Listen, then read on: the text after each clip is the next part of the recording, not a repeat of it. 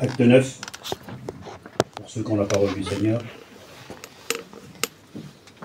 Acte 9, verset 23.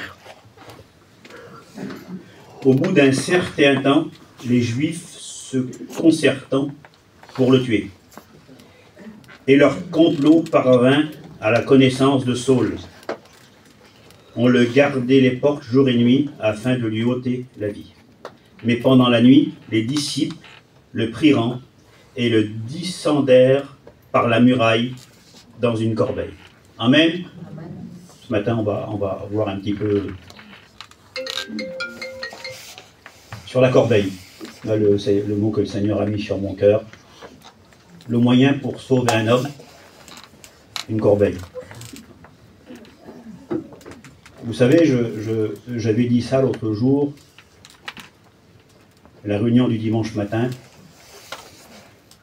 La vie n'est pas facile, les problèmes de maladie, les soucis, elle n'est pas facile la vie. Hein, le diable a été vaincu à la croix, mais il est encore vivant. Il est encore là avec tous ses démons.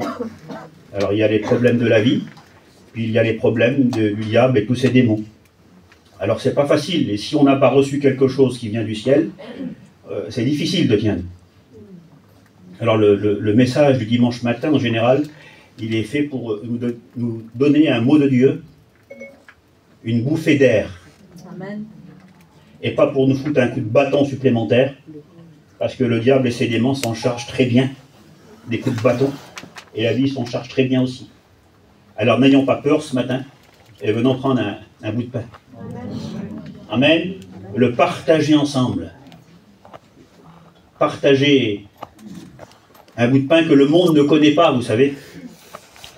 Jésus a dit aux disciples, j'ai mangé une nourriture que vous ne connaissez pas. Et pourtant, ce n'était pas des hommes du monde, hein, c'était les disciples. Mais qu'est-ce qu'il a mangé? Qui lui a apporté à manger? Et Jésus a dit ce mot, ma nourriture, c'est faire la volonté de mon Père. Amen. Amen. Alors j'en reviens à ça, comme ça personne ne pourra dire, je ne l'ai pas dit, l'obéissance vaut mieux que tous les sacrifices.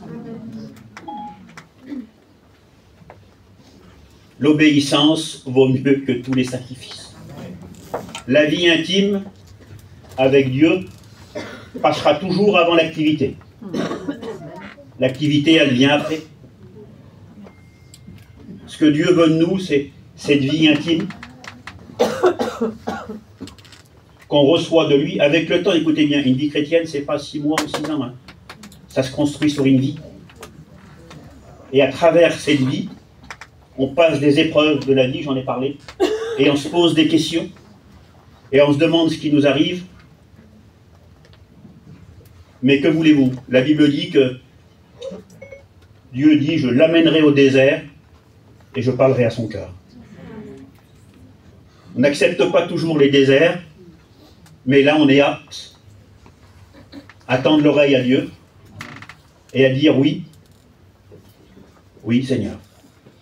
Parce que les épreuves de la vie nous sanctifient.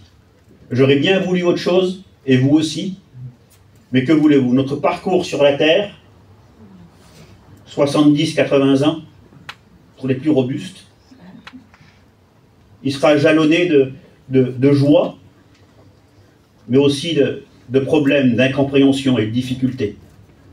Mais le meilleur est devant nous. Accrochons-nous. Amen. Amen. Alors la chair parle d'un autre côté, mais l'esprit, elle soupire près de Dieu. Elle veut entendre un mot de Dieu. Amen. Pas un mot des hommes. Et dans le mot de Dieu, vous savez, quand l'Esprit descend sur l'Église, quand l'Esprit descend sur une sœur, ou sur des frères, ou sur un frère qui va travailler le matin, vous savez, je parle à mon peuple, hein, je ne vais pas employer des mots, et de toute façon je n'ai pas la capacité. Les frères le matin quand ils vont travailler, et puis qu'ils écoutent un cantique, ou quand ils peignent un mur, ou qu'ils sont sur un marché, et qu'ils ressentent la présence de Dieu, c'est une richesse mes frères. Quand Dieu nous dit d'un moyen ou d'un autre, dans le problème, dans la difficulté, que ça va aller, quelle richesse, Seigneur. Vous savez, Israël avait tout. Les peuples étrangers avaient peur d'Israël. Parce qu'il y avait quelque chose de particulier qui était là. C'était l'Arche de l'Alliance. Et les peuples étrangers, qui étaient des fois beaucoup plus nombreux qu'Israël, montaient et perdaient. Et au bout d'un moment, on voit dans l'Ancien Testament, il disait, est-ce qu'Israël possède toujours l'arche?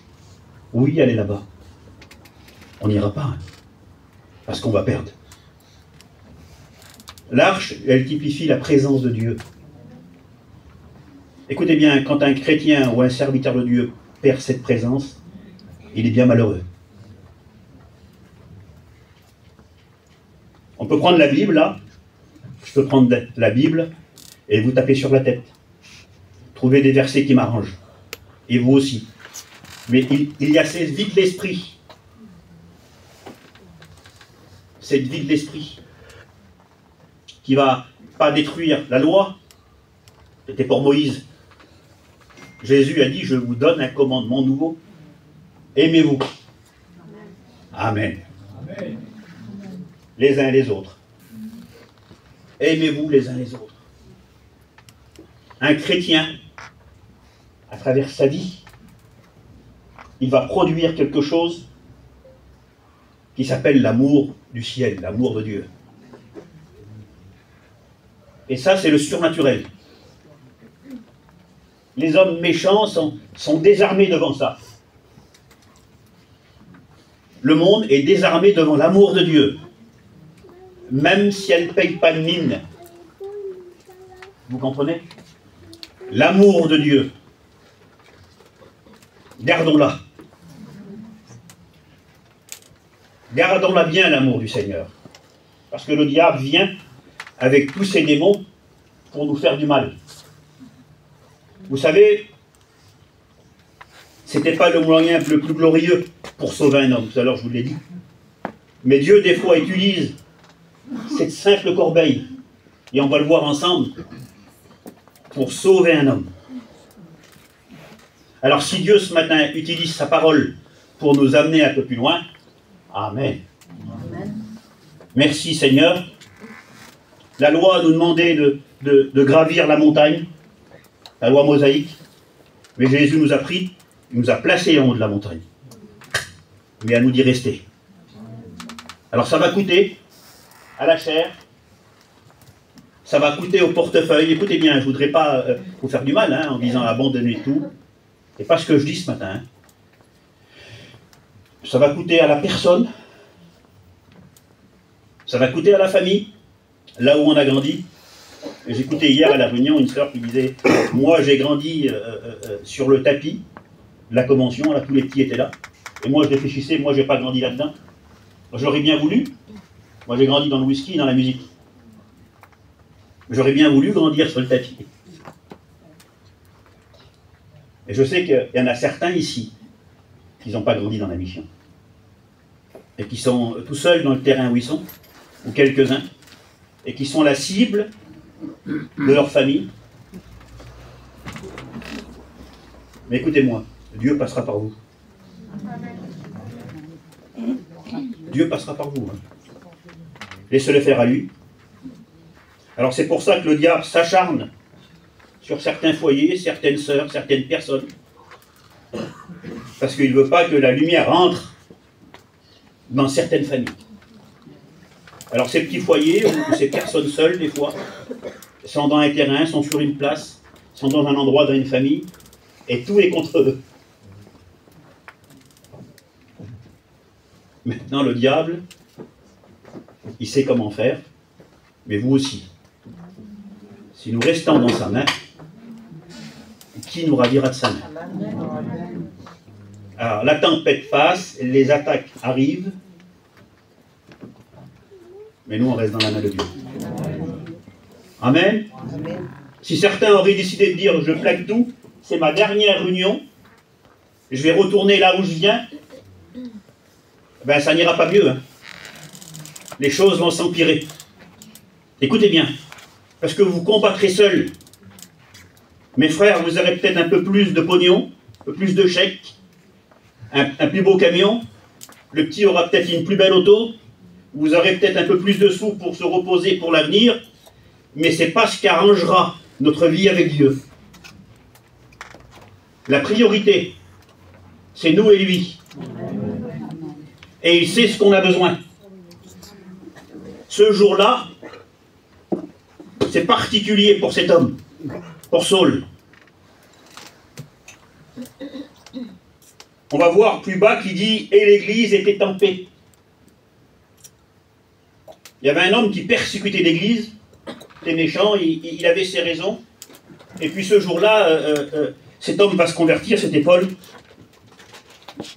Mais au bout d'un certain temps, les Juifs veulent le tuer. Il n'y a pas de portable, il n'y a pas d'infos, il n'y a pas de tablette, il n'y a pas de réseaux sociaux. Franck, il n'y a rien. Mais Dieu, qui est Dieu, et qui gère tout, fait parvenir aux oreilles de Paul qu'on veut tuer. Écoutez bien, si certains passent par des situations très difficiles et compliquées, si on a prié, jeûné, si on s'attend à Dieu, et si rien ne se passe, j'aimerais vous dire que Dieu a vu, Dieu a écouté, et rien ne lui échappe. Amen. Rien n'échappe à Dieu. Restons en lui. Des fois, on se dit, Seigneur,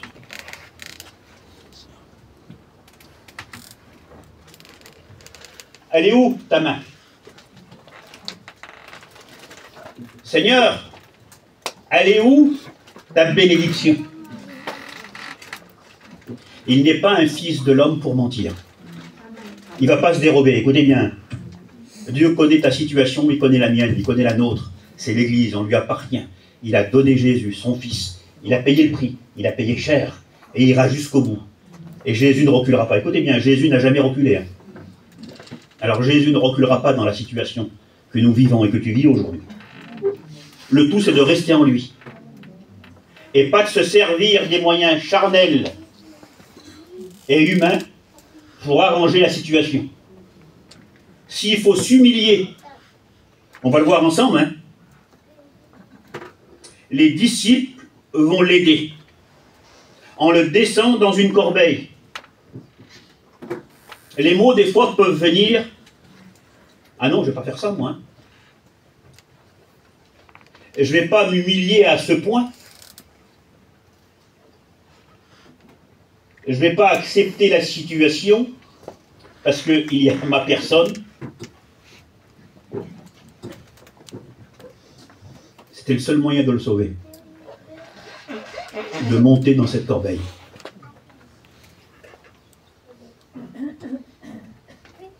Vous savez, le monde essaye de paraître quelque chose.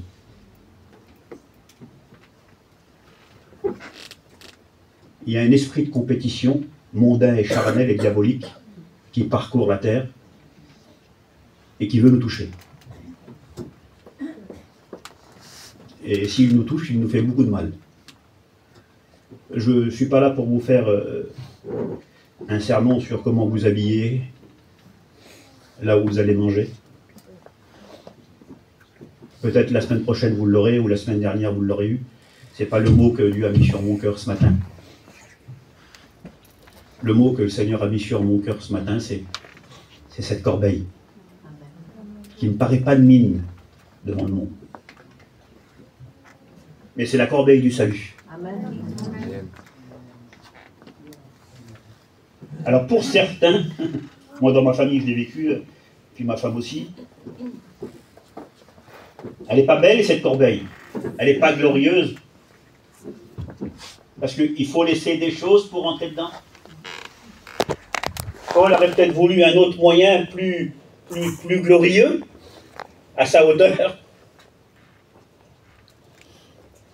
mais Dieu l'a décidé ainsi. Écoutez bien, un moment ou l'autre, il faudra monter dans la corbeille. Là. Il faudra s'humilier. Aux yeux de vos familles, aux yeux de vos amis, aux yeux des hommes, aux yeux du diable et tous ses démons. Vous connaissez ces versets, hein? L'humilité précède Amen. Et l'orgueil, mes frères, la chute. Donc l'humilité, Dieu s'y trouve dans l'humilité. On n'est pas obligé de tenir des conversations autour d'un café ou entre familles jusqu'à un conflit. J'ai raison, tu as raison, il a raison, nous avons raison. Ça engendre des disputes et des conflits. Alors ce matin, le Seigneur nous demande de rentrer dans la corbeille. Il nous demande de s'humilier. Un chrétien ne peut pas gagner sur tous les tableaux. Il doit avoir une différence, écoutez bien, il doit avoir une différence entre un chrétien et quelqu'un qui ne l'est pas. Je ne vous dis pas de... Je vous l'ai dit, hein. Il doit avoir une différence entre un foyer de Dieu et un foyer qui ne l'est pas. On doit voir la différence, un foyer qui est dans la corbeille. On la voit, la différence. Si un foyer, si une personne entre dans la corbeille, il y a cette vie de Dieu qui sort, qui émane. Elle émane, la vie de Dieu. Elle n'est pas produite par moi, ni par mon nom de famille, ni par mon compte en banque. Elle émane de nous. Amen. Amen. Mais nous, on ne le voit pas. Parce que si on le reverrait, il y aurait de l'orgueil qui sortirait de nous. Alors Dieu nous la cache. Un jour, on était dans un centre commercial avec ma femme, et puis, je vous le dis, je suis comme vous, j'ai mes problèmes. Puis, il y avait un monsieur qui était là, puis qui suivait Alison, et puis elle dit, le monsieur, il me suit, un monsieur Lina, 75 ans, j'ai dit, qu'est-ce qui se passe, monsieur, vous voulez quelque chose? Il dit, excusez-moi, hein, je vous embête un peu. Il dit, je vous suis depuis tout à l'heure avec votre femme, il y a quelque chose qui sort de vous. Hein. Mais nous, on ne le voyait pas, on faisait les courses, on faisait les commissions, qu'est-ce qu'on va manger ce soir? C'est pas une grande communion, hein, qu'est-ce qu'on va manger ce soir? Qu'est-ce qui reste dans le frigo? On dit, on n'était pas en prière, hein. Il dit, je vous suis, monsieur. Excusez-moi, il y a quelque chose qui sort de vous. Je ne l'ai pas produit par moi. Hein. Dieu nous le cache, comme Moïse a été caché quand il descendait de la montagne.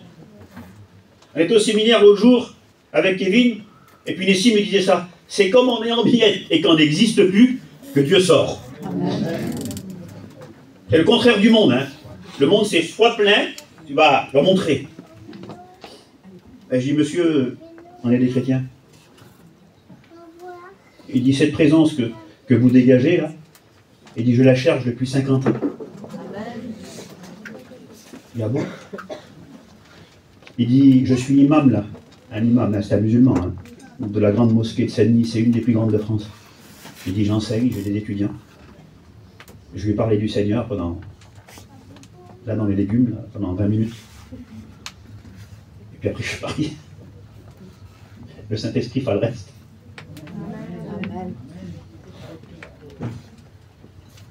Vous savez, le Saint-Esprit, quand il approuve une vie, quand il approuve un foyer, il y a quelque chose qui se dégage. Et ça, c'est plus fort que tout. Hein. C'est plus fort que tout. Ma vie avec lui, après mon travail avec lui. Pendant des années, j'ai cherché à combler cette vie avec lui à travers mon activité. Puis au bout d'un moment, quand j'étais bien fatigué, le Seigneur m'a parlé, il m'a dit, Mundi, le principal c'est toi et moi. Après le reste, j'ai préparé les œuvres. Mais Seigneur, qu'il a fallu que je me fatigue. Je ne veux pas sortir du message.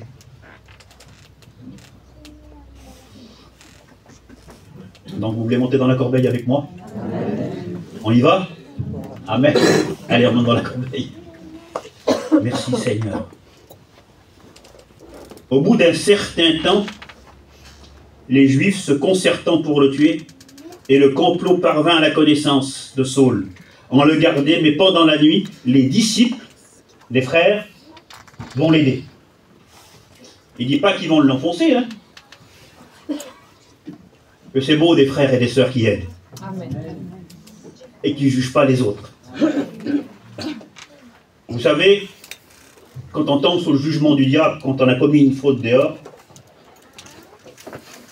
on ne se sent pas bien quand certains de l'église remettent une couche, ou quand ils font simplement un regard. Même pas un mot des fois, un regard, simple regard. Parce que nous, vous et moi, et les inconvertis, viennent ici pour trouver un mot de Dieu. Ils ne viennent pas là pour trouver un jugement. Hein. On connaît Jean 3,16, car Dieu a tant aimé le monde qu'il a donné, afin que le monde ne soit pas jugé, mais sauvé. Vous voyez cette attitude de cœur que l'Église doit avoir, que le chrétien doit avoir envers les inconvertis. Même à travers que certains chrétiens ont tombé.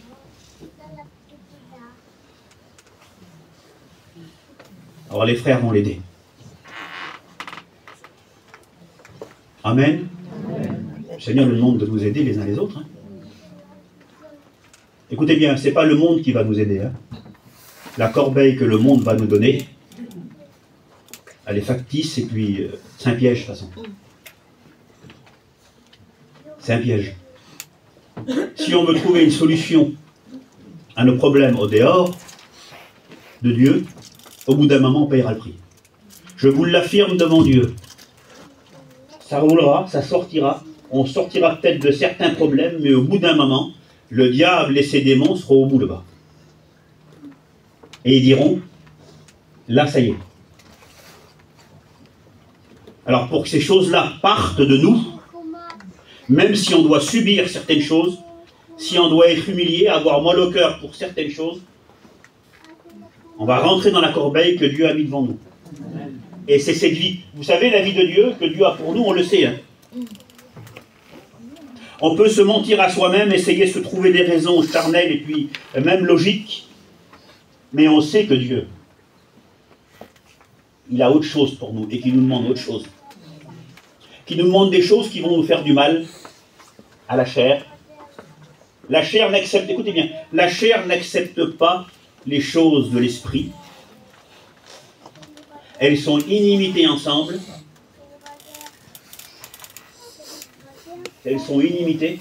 La chair refuse les choses de l'esprit. Vous savez, quand on a été béni, je ne sais pas si ça vous arrive à vous, je crois que ça vous arrive, quand on a été visité par la présence de Dieu, des fois on est fatigué, on a envie de dormir, parce que la chair en a pris un coup. La chair n'héritera pas le royaume de Dieu. Alors aujourd'hui, partir selon la chair, ça peut arriver, ça nous arrive, mais Seigneur, je veux entrer dans la corbeille. Et je veux rester dans la corbeille. Et je veux aider mes frères. Ils vous reconnaîtront tous, ceux du dehors, si vous avez de l'amour les uns pour les autres. Si vous avez de l'amour les uns pour les autres. Vous savez, il y a quelqu'un que je connais qui va à tous les séminaires, qui fait toutes les conventions, il fait toutes les réunions vers nous là-bas, il faut le faire, amen. Il fait tout ce qu'il y a à faire. Plus les jours passent, plus les mois passent et plus les années passent, il devient de plus en plus méchant.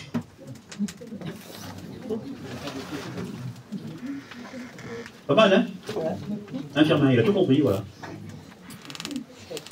Quand on s'approche de lui en haut, là, il y a quelque chose qui sort de nous. Ça s'appelle Jésus. Et là où les hommes montrent du doigt, en disant, mais non, ça va pas, elle a fait ça, il a fait ça. Jésus vient et il tend la main. C'est différent, là. Et il tend la main. Et ça enlève tous les préjugés des hommes et des femmes. La femme qui était là, que tout le monde accusait, et Jésus a dit, regarde, qui t'accuse? Alors je ne veux pas être celui qui n'aide pas mes frères. Écoutez bien, on le dit ensemble, on veut s'aider les uns les autres. On veut s'aider les uns les autres. Et qu'importe, je vois nos sœurs sédentaires que je connais qui viennent un peu sur les fêtes foraines. Parce qu'on pourrait dire, on est des petits gitans. Hein. Moi, je ne reçois l'aide que des voyageurs, Firmin. Je ne reçois l'aide que des manouches, j'en suis un. Que des Sinti, j'en suis un aussi. Ou que de ma famille. Jésus enverra qui il veut. Même si on n'est pas trop valorisé des fois par la personne qui l'envoie. On ne s'attendait pas à lui, nous. On s'attendait à l'autre. Et Dieu, pour nous confondre, il envoie l'autre. Amen. Merci Seigneur. Merci Jésus. Alors on reste dans la corbeille. Même si ça ne paye pas de mine aux yeux du monde. Même si on a des fois du mal à finir le mois. Même si des fois les petits ne sont pas comme les autres. La plus grande des richesses, c'est de connaître Dieu. Je ne vous dis pas de ne pas aller travailler, mes frères. Comprenez bien. Mais Dieu en priorité. Amen. Merci Seigneur. Et on va le descendre dans cette corbeille. Il y a celui qui monte dans la corbeille, c'est Paul. Il y a ceux qui le descendent, mais il y a la corde aussi. Une petite corde pour descendre un homme. Mais c'est qui cet homme? Paul vient de se convertir, mais c'est lui qui va écrire les 13 lettres, les frères, on dit, je crois, c'est ça, les 13 lettres pour l'Église. C'est Paul qui va donner tout l'enseignement pour les églises du moment qu'il vivait, et pour l'Église d'aujourd'hui, et jusqu'au retour du Seigneur. Dieu tient cet homme qui va donner l'enseignement pour toute l'humanité à travers une petite corde dans une vieille corbeille. Et nous, on a l'impression que Seigneur, tu m'écoutes pas. Seigneur, agis. Écoute bien, ma sœur. Écoute bien, mon frère. C'est Dieu qui tient la corde. Et c'est Dieu qui a amené la corbeille. Il n'y a pas d'autre moyen plus fort pour aller au ciel. Merci Jésus. Merci Seigneur. Alors, il est dans la corbeille. Il y a ceux qui le descendent.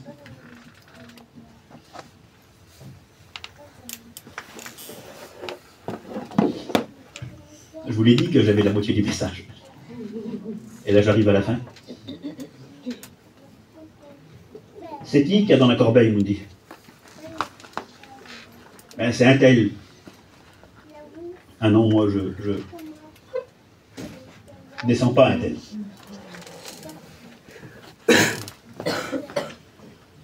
Il n'y a qu'à aller, les autres là-bas, appelez-le, moi, je ne descends pas un tel. Que vous le voulez ou que vous ne voulez pas, que je ne veux pas aussi. Les frères, ceux qui font des lagages, là, quand ils prennent une corde, qu'ils attachent à un arbre, et puis si on n'a pas une paire de gants, on part en miettes. Ça arrache les mains.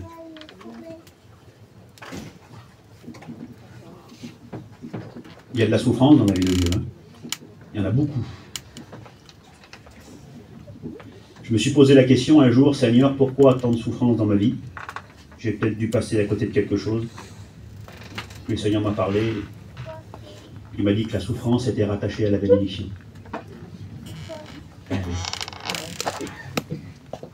Et la chair veut passer à côté de ça. Éviter la souffrance. Mais la souffrance, elle est rattachée comme un wagon à la bénédiction. Amen. Alors ça fait mal, hein? Homme de douleur, vous connaissez le verset? Habitué à la souffrance. Alors mettez la souffrance que vous vivez. Pour certains, c'est le rejet de leur famille. le manque de moyens, le rejet même dans l'Église, à travers certaines sœurs. C'est pour ça que je vous ai dit, écoutez bien, il faut faire très attention. Le rejet à travers certaines personnes, les douleurs du passé, et même certaines douleurs dues à l'enfance.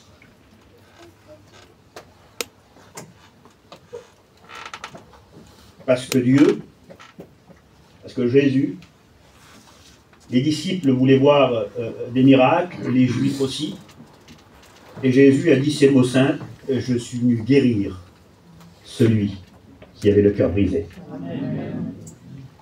Et à faire, Seigneur. Ça vaut tous les discours, ça, hein? Je faisais une réunion dans le sud de la France, et puis je prêchais. Puis je parlais des orphelins, et puis Seigneur, j'arrête pas plus. J'ai prêché 15 minutes et j'ai arrêté. Et je m'en ai voulu sur la chaise, et là, il y a un petit garçon qui s'est donné à Dieu. Un petit Espagnol, que son père et sa mère avaient abandonné. Et qu'il avait grandi dans la rue. Les parents pris par la drogue, par l'alcool, par la prison. Parce que Dieu sait comment parler, hein. Et ce jour-là, Dieu a guéri son cœur. Hein, il est venu guérir celui qui avait le cœur brisé, hein. Pour les souffrances dans le foyer, les souffrances dans la vie passée, parce qu'on n'a pas tous la même vie. Certains ont subi des traumatismes, mais Jésus veut les guérir. Amen. Il se soucie de nous, hein. Et les douleurs dues à un deuil. Alors je vais vous dire quelque chose, parce que là je prêche simplement, et j'ai plus de message, et puis je suis le torrent. Hier j'étais à la réunion, et puis c'est un frère qui faisait la réunion, il disait on sera dans le ciel, et on verra Abraham et Isaac. Alors moi j'ai dit Amen. Mais après j'ai fait un retour sur moi-même. Je dis merci Seigneur pour Abraham et Isaac. Mais mon père il est où? Je dirais à Abraham, je me suis parlé tout seul. Je dirais, il est où mon père Abraham? Il dit, il est là-bas. Amen. Amen. La Bible dit, elle dit ça. C'est Jésus qui dit, qui va réunir les familles. Il va réunir les familles. Accrochons-nous. Restons dans la corbeille. Jésus va venir nous chercher. Écoutez bien, il va revenir nous chercher. Alors si on souffre pour son œuvre, lui, il est appelé juste, fidèle et véritable. C'est ça mes frères, hein. Et il sait comment faire. Il voit la situation, elle ne lui échappe pas. Il la gère avec ses moyens à lui. Mais croyez-moi, il a dit je reviendrai. Je vous prépare une place. Et si lui, il a dit qu'il viendra, il va revenir. Amen. J'ai plus rien à dire. Le Saint-Esprit fera le reste dans vos cœurs. Prenons la parole, je ne pense pas qu'elle ait été méchante. Je ne pense pas que c'est un coup de bâton ce matin. Je ne veux pas aller plus loin de ce que Dieu a mis sur mon cœur. Que chacun prie le Seigneur avec ses mots, avec les moyens qu'il a reçus dans son cœur. Peut-être avec des larmes pour certains. Peut-être avec un regret. La Bible dit que Dieu produit une tristesse qui nous pousse à la repentance. Alors si certains ont besoin de se repentir, que la semaine n'a pas été terrible, qui sont sortis de la corbeille, là, eh ben, demande pardon au Seigneur. Et après ce pardon, tu sentiras une liberté dans ton cœur. Cette liberté, c'est de le louer. Et de lui dire merci pour la patience qu'il a envers toi. Et que l'amour qu'il a envers toi. Redis, Franck, vous priez le Seigneur?